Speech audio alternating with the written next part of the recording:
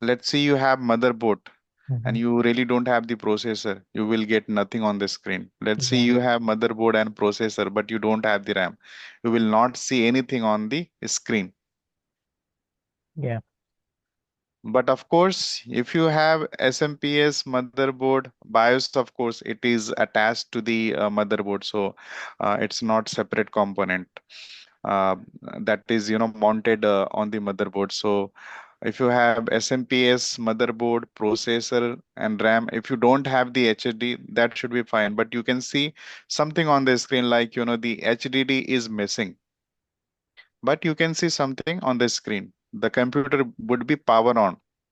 But Mm. in case you have motherboard, you have processor, you don't have RAM, it will not power on.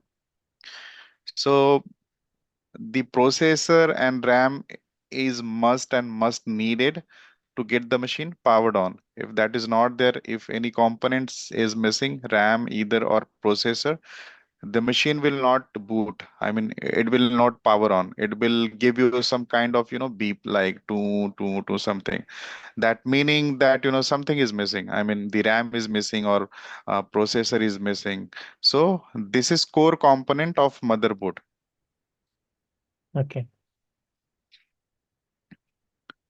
SMPS looks like this. Mm-hmm.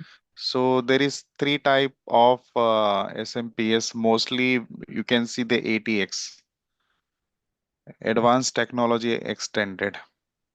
So this first we can use in, the PC which we manually build. You can Mm-hmm.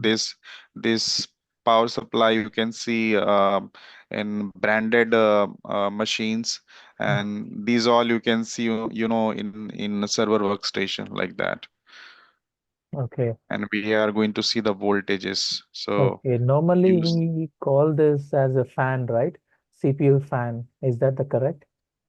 CPU fan. No, No. So the first black one is not the CPU fan. no, this is power supply. This is not a fan. Okay. Okay. Fan included. Fan should be there inside this power supply. You can see this area. Mm-hmm. Yeah. So fan should be inside it in the power supply. Okay. But this is not the fan. This is power supply, and you can see the connector. So